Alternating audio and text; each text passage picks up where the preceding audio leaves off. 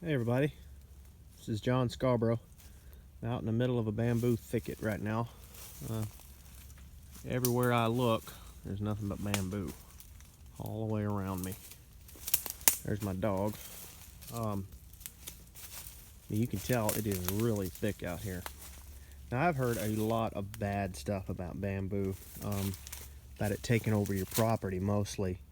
And I will say that is the truth. I grew up, we had bamboo. And also, we've got bamboo here. What a lot of people don't realize is that goats, I'm not sure about sheep, but goats will actually eat the leaves of the bamboo. And they love it. And horses will eat the shoot of the bamboo.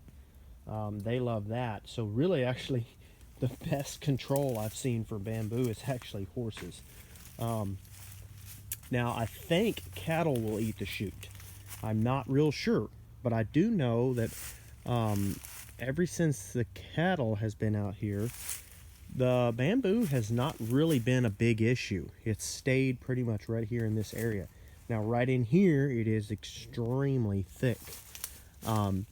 But what this is being used for, I'm assuming this has been here for quite some time, since before I got control of this property. This is being used for washout management. That's what I was told anyway. And this is one of the cases that I've seen where people will have a tree, and technically it's not really even a tree, it's technically a grass. But in this case, we're going to say the word tree just because they look more like trees to me. But this is one of the cases where I've seen people use trees and there's no growth underneath, that it actually does seem to hold the ground together quite well. And if you'll come over here, it's really hard to see back in here anything but this. I mean, you can see places where they used to be washing out really badly, but now it's not. Ever since I've been here, I haven't seen any more washouts at all. And this is a pond dam right here. The water will actually flow up over that pond dam. And the cattle will climb up and down it, and when they're in here, and I'm not holding them out of the pond on this place just because it's really difficult to even get back here. But it seems to be very efficient at holding the ground together, is what I was really wanting to get at in here. That this whole thicket in here, the bamboo seems to be very, very efficient at holding the ground. And you can tell, there are a lot of waterways. If I were to get an aerial view above this place, you could see all the different places where water comes down to this one point. So there's a lot of water being dumped down inside here.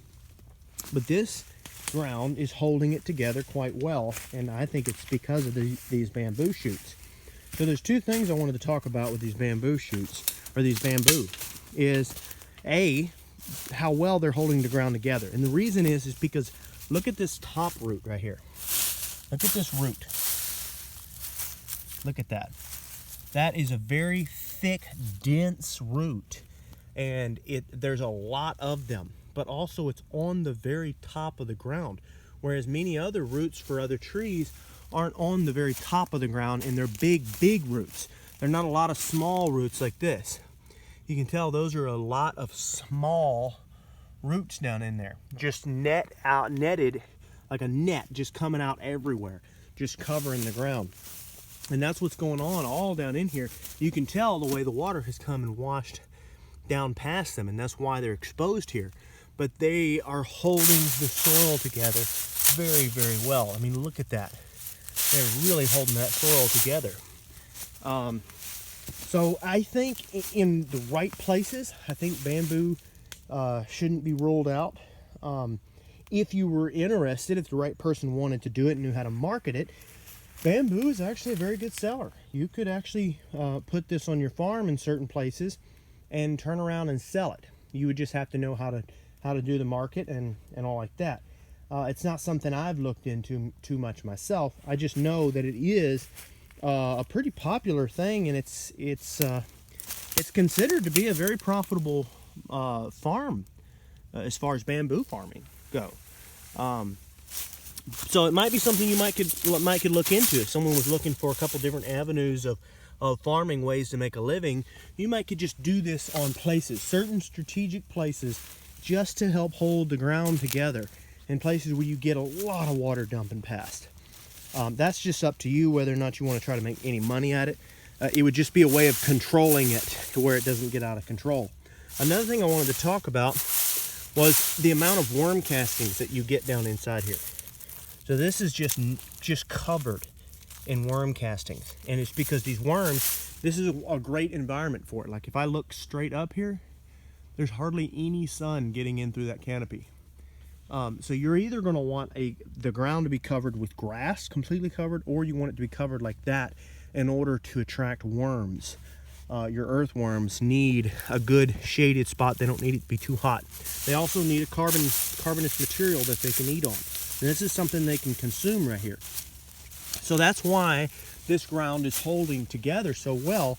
It's two reasons. A, the thick, dense root structure, and B, all of these worms in here. Worms take all of this carbonous material and take the carbon and make it to where it can become part of your soil instead of sucking up. Like the sun will actually pull that carbon up into the atmosphere instead of being in your soil where you want it, where it's, carbon is made to make a circle, make a loop naturally. It's made to go up and then come back down. But in order to come back down, you need carbonous material, and then you need things like earthworms biodegrading these things and putting them into a form to where they can be held in the soil. So because of the earthworms, they start to suck down in the ground, and they create burrows, and they get all this carbon down in here. So the water that does flow over, it's not all lost.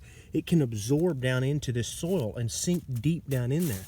So A, it's floating over like right there, not carrying all your soil off.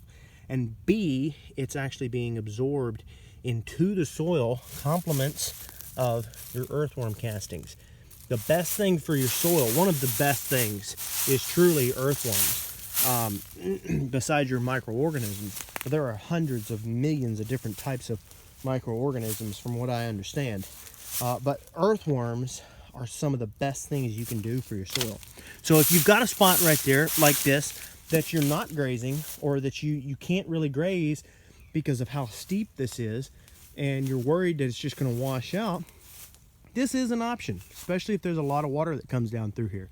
Now, the most optimal thing you could do in this area would be to then graze some sheep or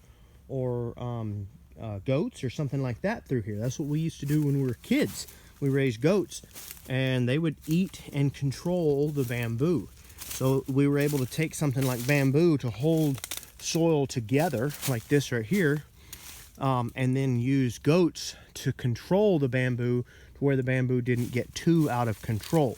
So just learning how to do things like that, like take one thing and put it with another thing that can help hold your ground together, and it's all got to work in a circle. So just remember that.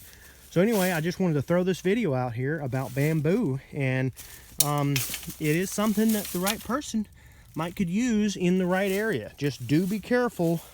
It can take over if you're not careful, and if you don't have something in there to graze it and eat it and control it. Like I said, cattle, they do eat the shoots, and that's a pretty good control of it, but they don't eat the leaves. So you might want to have at least a bush hog to kind of graze it, to bush hog over it or something like that.